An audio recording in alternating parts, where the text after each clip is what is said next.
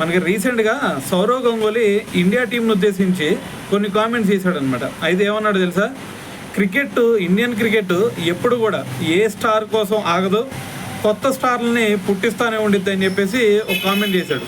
ఎందుకు చేశాడు అంటే, ఇది అంతకు ముందు చూసుకుంటే మనకి సునీల్ గవాస్కర్, అజారుద్దీన్, సచిన్ టెండూల్కర్, సో వీళ్ళు అందరూ కూడా ఒక లెజెండ్స్ పుట్టుకొచ్చారు.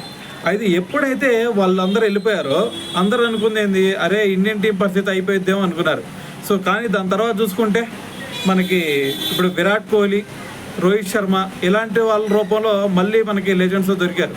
సో మరి వాళ్ళు వెళ్ళిపోయిన తర్వాత అందరూ అనుకుంది ఏంది, ఇంగ్లాండ్ సిరీస్లో అరే అందరూ జూనియర్లో ఉన్నారు, ఇక కష్టంరా మనం గెలవటం అనుకున్నారు లేదా. అయితే కష్టం అనుకున్నా సరే మరి ఇంగ్లాండ్ సిరీస్లో ఏం జరిగింది, 2-2తో సమ్మన్ చేయగలిగాం.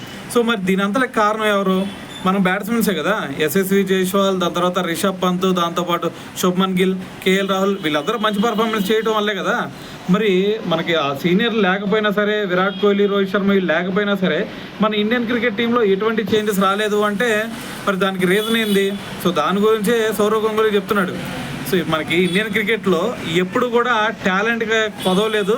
సో బేభత్సమైన టాలెంట్ మన ఇండియన్ క్రికెట్లో ఉంది. ఇంకో పక్క చూసుకుంటే మనకి డొమెస్టిక్ సీజన్ నుంచి కూడా చాలామంది ప్లేయర్స్ కూడా ఎమర్జ్ అవుతూ ఉన్నారు. ఈవెన్ మనకి ఐపీఎల్ ఉంది, దాంతోపాటు అండర్-19 క్రికెట్ ఉంది, ఇండియా ఏ టీం ఉంది.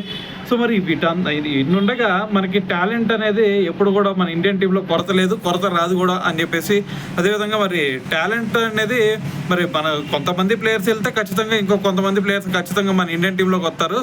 సో ఇదే మన ఇండియా టీం గొప్పతనం అని చెప్పేసి మరి సౌరవ్ గంగూలీ కూడా దీని గురించి మాట్లాడడం జరిగిందనమాట.